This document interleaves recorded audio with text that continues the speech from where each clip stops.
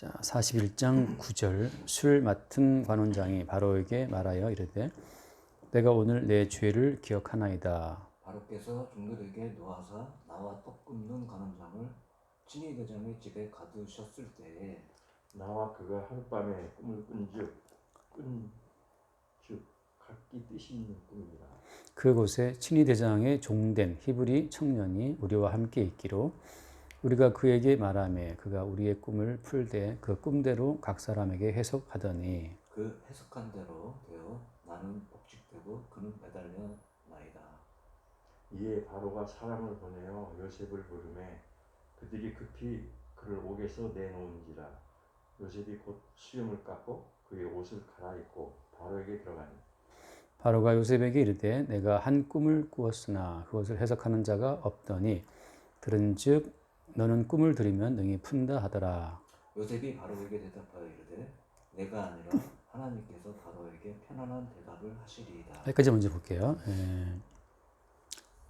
일단 이 지금 꿈을 꾸는데 꿈 자체를 이제 해석을 할 수 없잖아요. 해석할 수 없는 문제가 인간에게 있다. 이게 인간 세계의 위기죠.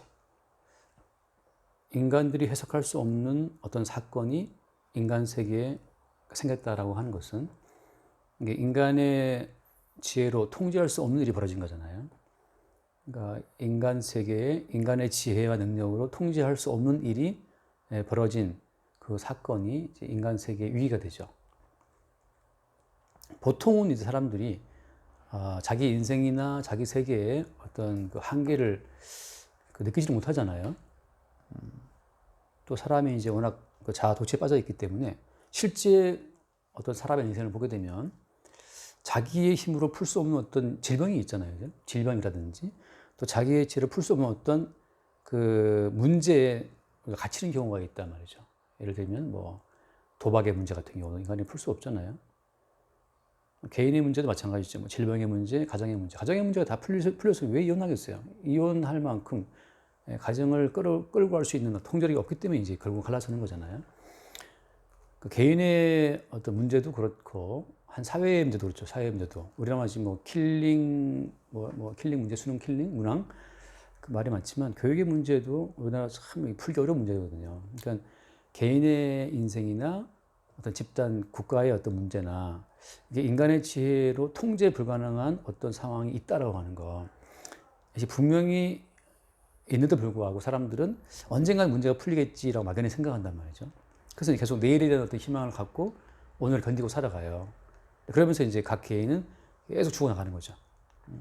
뭘 깨닫지 못하고 인간의 어떤 한계를 깨닫지 못하고 인간의 한계를 수용을 해야 되는데 인간의 한계를 수용하지 못하고 계속 내일의 꿈을 안고 살다가 그 미梦가운데 죽어가는 거예요. 근데 오늘 마찬가지죠. 이제 더 이상 애굽의 어떤 문제를 미룰 수 없는 상태가 된 거예요. 애굽의 문제를 견디면 뭐 다음에 풀어지겠지라고 하는 낙관적인 기대감을 싹 걷어가 버리는 굉장히 어떤 흉몽이죠. 흉몽. 아주 흉한 꿈을 애굽을 대표하는 바로 왕이 꿨다고 하는 거죠. 그러니까 애굽의 바로 왕 입장에서는 이건 도저히 미룰 수 없는 문제다. 그냥 시간이 지나가면 해결되겠지. 세월 지나가면 풀릴 거야. 이렇게 낙관적으로 애굽 나라의 미래를 바라볼 수가 없고 지금 아주 그 살찐 소 7마리를 흉하고 파리한 소가 먹어버렸다. 소가 소를 먹는 것도 이건 기괴한 일이잖아요. 보통 소는 풀을 먹는데 왜 소가 소를 잡아먹어요? 그것도 기괴한데 그 처음에 그 풍성함이 뒤에 올라온 그 흉한 것에 다 삼켜졌다는 것 자체가 지금 굉장히 바로 왕한테 위기감을 심어준 거예요. 그래서 더 이상 미룰 수 없는. 물론 이 꿈 자체가 어떤 주님이 주신 계신 꿈이기 때문에 그 꿈이 바로를 압박한 거죠. 변할 수 없도록. 그러니까 내일이면 개천해질 거라고 하는 걸 낙관적인 기도를 할 수 없을 만큼 이 꿈이 바로를 몰아치니까 바로 입장에서는 지금 고민돼서 죽을 지경이란 말이죠. 그래서 주변에 그 현인들을 다 끌어모으고 술객들을 다 끌어모았는데 애굽의 점술가를 다 끌어모아 불구하고 이 꿈을 해석하는 자가 아무도 없는 거죠. 하나님께서 계시의 꿈을 주고 이 꿈에 대한 모든 해석을 다 막아놓으신 거예요. 이게 참 재밌는 거예요. 하나님이 주신 계시는 역사의 세계에서 풀 수 없는 어떤 그런 그 장막 속에 주님이 가둬버리거든요. 우리는 지금 알고 보니까 이까짓 뭐 7년 풍년이구만, 7년 흉년이구만 이렇게 우리가 쉽게 알 수 있지만 주님께서 천사를 통해서 그들의 모든 그 지성을 막아버리면 완전 암흑입니다. 이게 참 놀라운 거예요. 그러니까 다윗 같은 경우도 골리앗 쓰러뜨릴 때 하나님이 극심한 두려움을 골리앗을 통해서 이스라엘에다 퍼뜨리니까 이스라엘 사람은 다 두려워 떨어서 아무도 못 나가는 거죠. 우리가 흔히 아까 또라이들도 있잖아요. 또라이들이 호기게 나가서 해보겠다고 나가서 할 법도 한데 아무도 못 나가는 거죠. 하나님이 일으키신 두려움이 이스라엘을 덮었기 때문이에요. 그러니까 계시적인 사건이 오게 되면 역사의 세계로서는 통과할 수 없는 어떤 강력한 위기상황을 주님이 천사들을 동원해 가지고 역사의 세계에 퍼뜨리는 거거든요. 그래서 아무도 이 계시의 세계를 건너올 수 없도록. 그러니까 지금 애굽의 거기 점술과 현인들을 다 동원했지만 이 꿈을 풀 수가 없어요. 이건 하나님이 막으신 거죠. 왜냐하면 계시의 세계에서 파송받은 해석자가 와야만 풀린다. 이걸 보여주는 거거든요. 그러니까 역사는 아직 갇혀 있어요. 어떤 점에서 갇혀 있냐면 우리가 볼 때는 이제 인간의 역사는 독립적인 어떤 세계라고 생각할 수 있거든요. 바꿔 말하면 이제 인간이 어떤 원인을 제공하고 인간이 제공한 원인에 근거해서 인간은 결과를 거둬들인다. 이게 이제 인간이 생각하는 세계관이란 말이죠. 안 되는 것 없단다. 노력하면 하고 한단 말이에요. 노력하면 해가 쨍 뜨는 날이 온다고 하는 것이 이제 인간 세계가 가지고 있는 하나의 그 어떻게 보면 이제 그 자아 도취적인 세계가 아니에요. 안 되는 거 뭐 있어? 가정생활의 화평? 노력해. 근데 노력해라 그러는데 어때요? 지금도 결혼한 가정들이 속 깨진단 말이죠. 이혼율이 뭐 OECD 뭐 1위를 가내만에 한단 말이죠. 그러니까 인간 세계는 독립적으로 인간의 자체적인 지혜와 능력으로 굴러간다고 생각하지만 오늘 이제 그 주님이 인간 세계의 한계를 주님이 딱 봉착하게 함으로 말미암아서 인간 세계가 인간 세계 자체적인 지혜로는 이게 안 되는구나. 그 막다른 골목에 주님이 딱 서게 한 거예요. 이게 참 놀라운 게 이건 똑같아요. 바울 같은 경우에도 율법을 지키고 살아왔잖아요. 율법의 의로 흠이 없다고 그랬어요, 바울이. 그래서 살아왔는데 주님이 율법의 한계, 막다른 골목에 바울을 딱 부딪히게 하니까 그때 바울 깨닫죠. 인간의 행함으로서는 하나님의 영광에 이를 수가 없구나를 알죠. 그것처럼 아직도 인간이 행위를 투입해서 인간이 원하는 결과를 거둘 수 있다라고 믿는 것. 그러니까 인과의 주인공이 인간이라고 믿고 있다면 그 인간은 지금 자아도취에 빠진 인간이에요. 제가 자유의지를 건드리는 이유는 그 자유의지의 핵심이 그거잖아요. 인간이 어떤 원인을 투입하면 인간이 원하는 결과를 거둘 수 있다. 이게 자유의지인데 오직 유일하게 이 모든 만물 가운데 원인과 결과의 주인공은 주님밖에 없어요. 그래서 그걸 성경에서 뭐라 표현해요? 내가 곧 알파요 오메가다. 내가 또 뭐라 하죠? 처음과 끝이다. 내가 시작이고 내가 끝이라고 하는 거죠. 그러니까 거기에서 인간은 원인도 될 수 없고 알파도 아닌 거예요. 단지 주님이 일으키신 그 알파 오메가의 역사 가운데서 인간은 동원되어서 주님의 계시의 도구로 쓰일 뿐이죠. 그래서 주님께서 지금 이 바로 왕에게 어떤 꿈을 통해서 바로가 지배하는 애굽이라는 나라의 막다른 골목 상황을 딱 이게 부딪히게 한 거예요. 그러니까 이 바로가 몸이 달았어요. 두려워 죽겠는 거죠. 어떻게 이거 큰일 났어요. 근데 아무도 이걸 못하네. 그 바로 왕의 그 번민, 그 위에 나오죠. 어디 그 번민 나타 나올 텐데, 그 8절 말씀에 아침에 그의 마음이 번민하여. 이 번민이라는 말도 참 가끔씩 번민할 때 이 번민이라는 이제 한자를 보니까 이 머리 숫자에다가 이 불화변에다가 머리 숫자인데 머리 불난 거죠 이게 막 너무너무 번민자는 이제 답답한 민자인데 이게 머리에는 불이 나고 머리 아파 죽겠는 거지 가슴에는 이제 답답하다 말이에요. 꽉 막혀 있어요. 머리 아프고 골 아프고 가슴 갑갑하고 이게 번민인데 하나님이 일으키신 그 두려움이 바로의 마음을 찐누른 거예요. 못 견디겠는 거죠. 그래서 그 바로 왕의 고통을 누가 봤어요? 9절 말씀에 술 맡은 관원장이 고대의 이 술 맡은 관원장은 왕의 최측근이란 말이죠.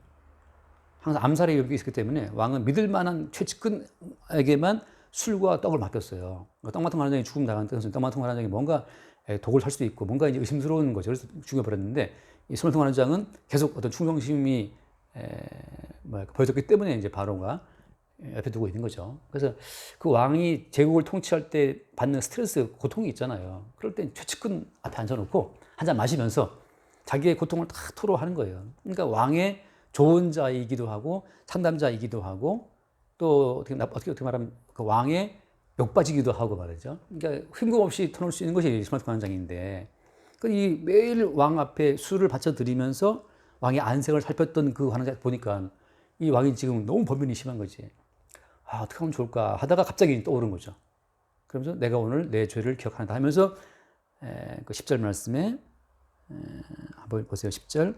바로께서 종들에게 놓아사 나의 떡 굽는 가난장을 친위 대장의 집에 가두셨을 때 예, 그때 이제 딱 그 왕께서 저를 그때 분노에서 나를 가두었을 때 그때 내가 꿈을 꾸었는데 너무 그 이상한 꿈이었는데 그 꿈을 거기 감옥에 있었던 한 젊은이가 풀어줬다. 그러면서 중요한 건 뭐냐면 그 12절 말씀에 보면 그것을 신대장의 종된 히브리 청년이 우리와 함께 있기로 우리가 그에게 말하매 그가 우리의 꿈을 풀되 그 꿈대로 각 사람에게 해석하더니 네, 그 꿈을 그가 풀었는데 그 꿈을 각 사람 해석했는데 중요한 것은 해석했는데 13절 그 대로 되어 나는 복직되고 그는 매달렸는데 네, 이거 중요한 거죠. 그 친구가 그 청년이 해석한 그 꿈대로 나는 복직하고 똥마등 관장은 죽었다는 거예요. 그러니까 걔가 풀었던 그 꿈은 그냥 개꿈 어떤 해몽이 아니고 걔가 푼 꿈은 그대로 이루어지더라. 이거 뭘 말하는 거예요? 꿈이 진짜 현실이라고 하는 거죠. 우리가 갖고 있는 어떤 기대감.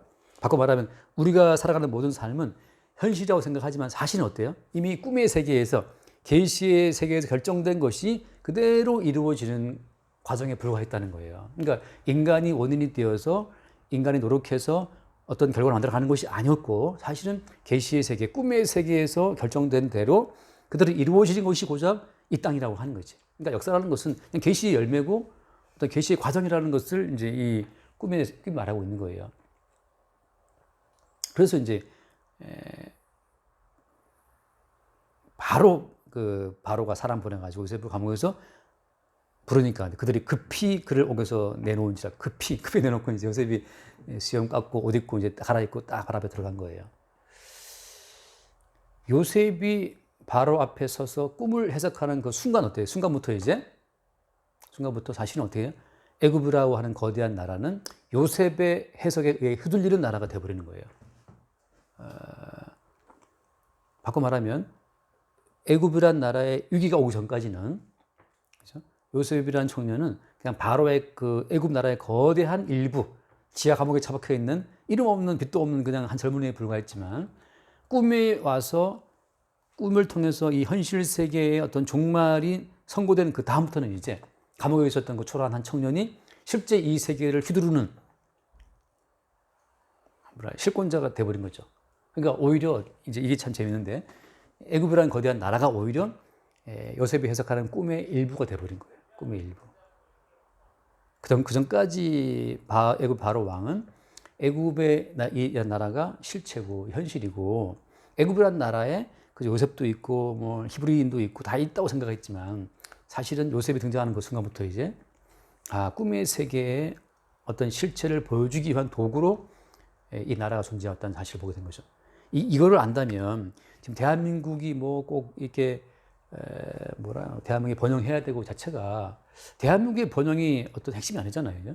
계시의 세계의 주인공이신 예수를 나타내고 증거하기 위한 어떤 수단으로 대한민국 나라가 세워진 거지. 대한민국 나라를 위해서 하나님 나라가 있는 건 아니단 말이죠. 그러니까 지금 이게 흔히 말하는 국수주의라고 하잖아요. 국수주의. 나라 자체가 최고라 생각하는 분들이 이게 참 이게 어떻게 어리석은 거예요. 뭐 가끔 저는 두레마을에 있는 그 김 목사님도 참 보면 맨날 민족 그러는데 뭐 한민족이 무슨 의미가 있나요? 사실 한민족이 제가 어떤 그 신문에 보니까 우리나라의 그 사람들 유전자를 조사해 보니까 우리나라 그 북방 그 몽골계 뭐 일본계 다 섞여 있더만요. 이게 남방계 섞여 있어요. 그러니까 이게 순수 민족이 제가 별다볼 때 불가능해요. 왜냐하면 얼마나 외침이 많았어요. 외국에 외침이 많았고 중국에 외침이 많았고 몽골 침이 많았고 무슨 순수한 민족 단일 민족이 있을 수가 없지.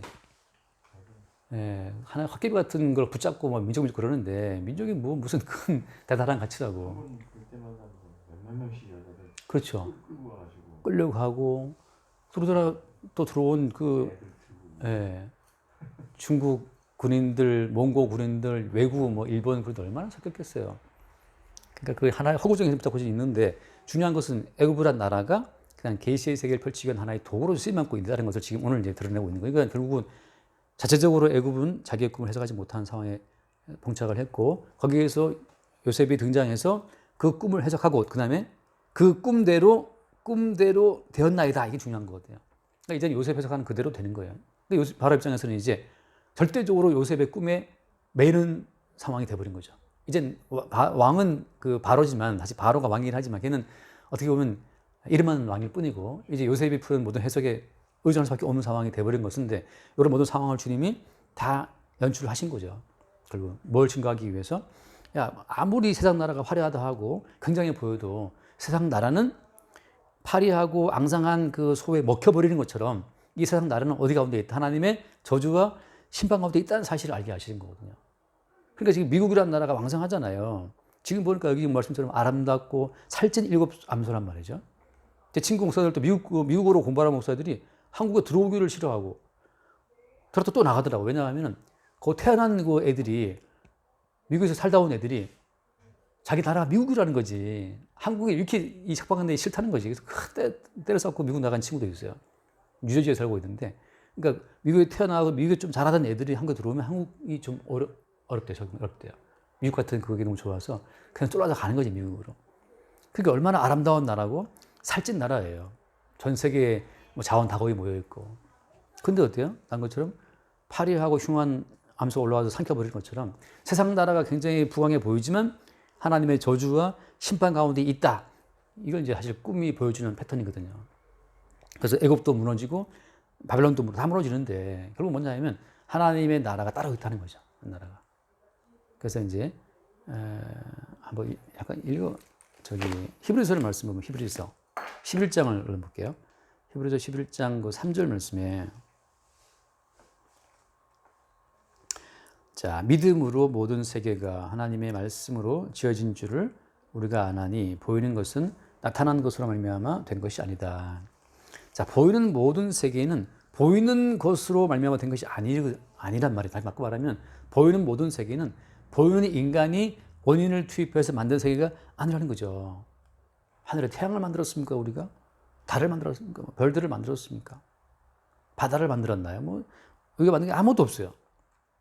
아우, 내 아들 내가 낳았는데. 근데 아들 네가 낳았다고 장담하는데 네가 구상한 정말 네가 그런 아들을 낳으려고 다 계획을 세워서 아들을 낳았냐. 낳고 보니 그게 내 아들이다 해서 그냥 정을 붙이는 거지. 처음부터 뭐 한 게 아무것도 없단 말이에요. 지금 답답하면 눈에 보는 지금 내 아들, 딸도 어때? 딸도 사실은 나타난 나로 인해 된 것이 아니라는 거죠. 애굽이라는 그 모든 나라도 결국은 뭐예요? 애굽이라는 거대한 나라도 보이는 바로와 그 술객 점술가들과 그 지혜로운 신하들이 만든 나라가 아니라는 거예요. 이게 이제 믿음으로 보는 안목이에요. 믿음의 안목은 대한민국의 번영, 박정희가 만들었느냐? 많은 분들은 이제 박정희를 그리워하고, 제가 아무래도 아무래도 시골 살 때 박정희 대통령이 아무튼 웃긴 사연이 있었어요. 제 어머니가 그 못 쓰는 글씨로 그 진정서를 써가지고 보냈는데, 청와대에 보냈는데, 그걸 대통령이 읽고 곧바로 시험실을 내려가지고 어머니 굉장히 복잡한 사건이 쫙 풀려진 적이 있었거든요. 지금도 이제 어머니 그거 그리워하시지, 그때를. 근데 보이는 박정희가 대한민국 만들었느냐? 그게 아니라는 거죠. 근데 오늘 또 광화문 가면은 또 그때를 그리워해서 이제 그거는 이제 좀 너무 선을 넘은 거지. 성도라면, 크리스찬이라면 그 보이는 세계, 보이는 인간에다가 의미를 두면 안 되는데 아직 계시의 세계를 잡지 못한 크리스찬들이 보이는 세계에 갇힌 안목으로 세상을 보니까 휘둘리는 거예요.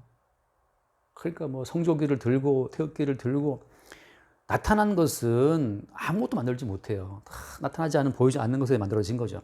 그러니까 이제 결국은 계시의 세계에 의해서 애굽은 조성되었고 이제 애굽에 대한 모든 저주와 심판이 선고되었다.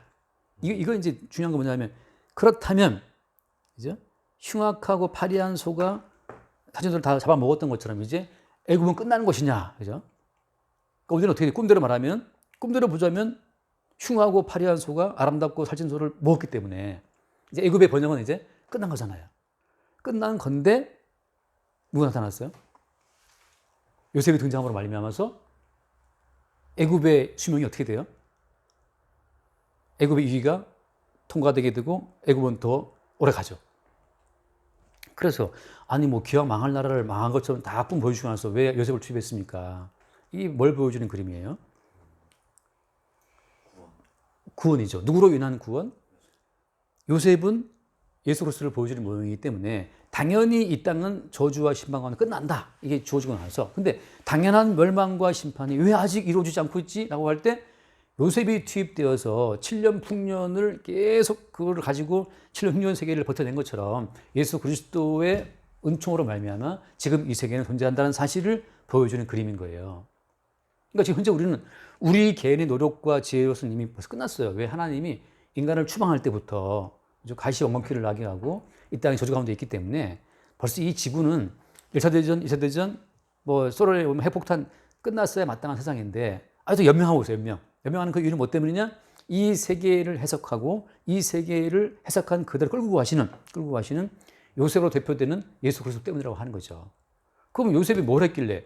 마찬가지죠. 감옥에 노예로 팔려가서 감옥에 들어가 있다가 잊혀진 자가 되었다가 나왔단 말이죠. 2년 동안. 마찬가지 예수님께서 이 땅에 오셔서 그 죄의 종된 자들을 대신해서 죄의 종이 된 모습으로 이 땅에 오셨고 뭐 은 30개에 팔려가셨고 그 사람들한테 잊혀졌고 그리고 3일 뒤에 살아나오신 것처럼 예수님 자체가 이 땅의 해석자, 이 땅 자체의 생명을 연장시키는 자로 왔다고 하는 거예요.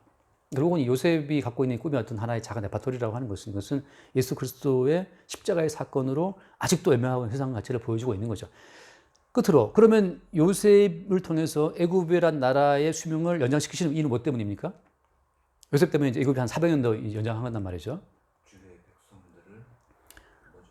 그렇죠. 아브라함 후손들을 애굽에 이주시켜서 언약 백성들을 양육해 내기 위한 하나의 토양으로 애굽이란 나라를 연명케 하셨단 말이에요. 마찬가지로 예수 그리스도로 말미암아 이 땅에 뭐 전기차가 개발되든 대체 에너지가 오든 아무튼 이 땅은 계속 어떤 새로운 발전이 이루어지면서 연명이 될 거란 말이죠.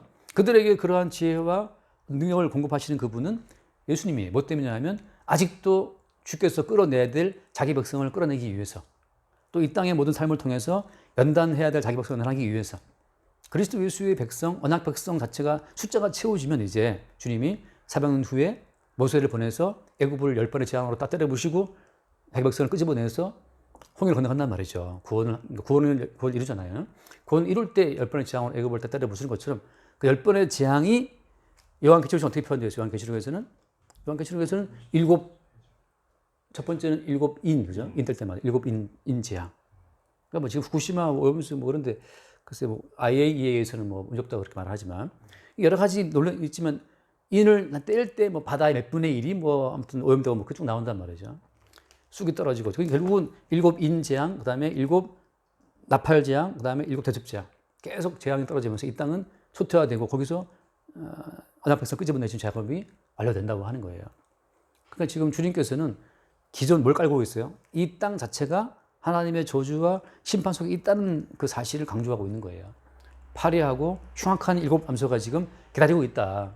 너희들이 그 모든 번성이라고 하는 것은 뭐 때문이냐? 언약 백성의 숫자가 채워지기까지 주께서 택하신 백성 자체의 숫자가 다 채워지기까지 이 땅이 연명되어야 되기 때문에 주님이 연명케 하시는 거거든요.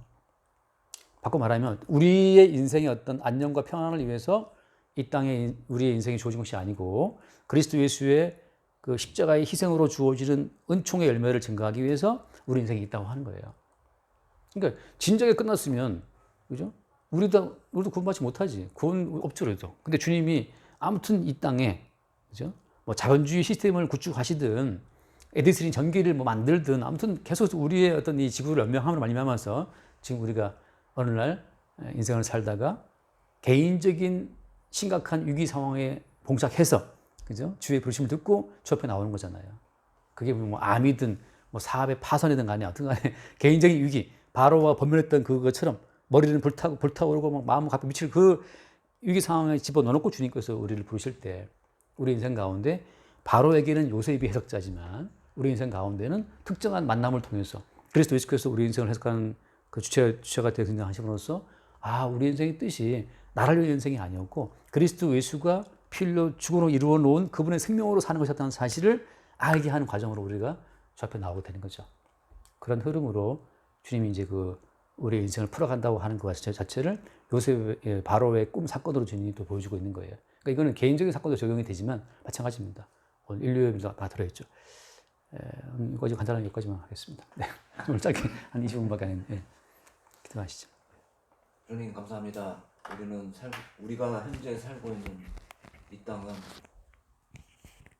주님의 심판에 따라서 멸망받아 마땅한 세상임에도 불구하고 우리는 항상 그 세계에 함몰되어 자기의 자존심, 자기의 모든 것을 거기에 걸고 살아가는 그런 피조물에 불과합니다.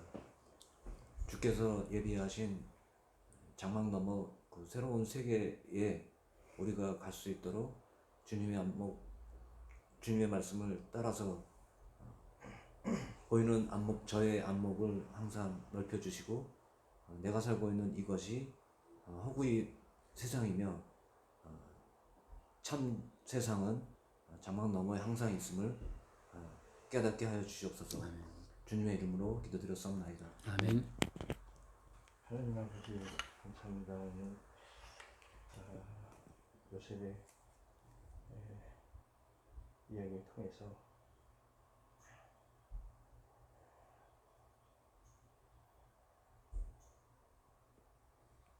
애굽이 하나님의 꿈대로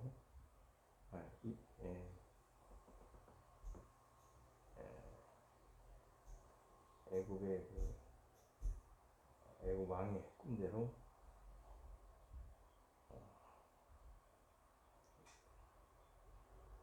하나님의 그 심판에 세상에 이르렀으나 세상은 그 꿈을 애굽 왕의 꿈을 해석할 수 없듯이 이 세상은 아무도 하나님의 심판을 알지도 못하고 듣지도 못했습니다. 그러나 우리 요셉이 그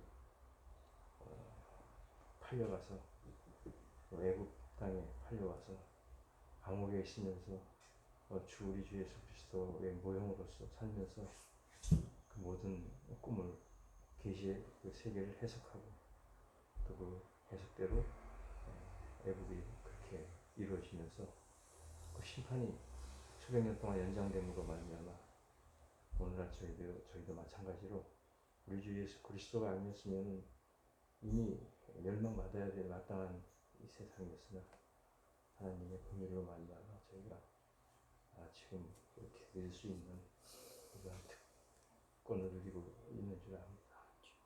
모든 은혜가 우리 주 예수 그리스도의 십자가의 은혜인 줄 알고 주님께 늘 나아가 주님께 동행하며 주님과 하나가 되어서 연합된 자로서 예수 그리스도 안에서 살아가는 그런 저희들 되도록 인도해 주시옵소서.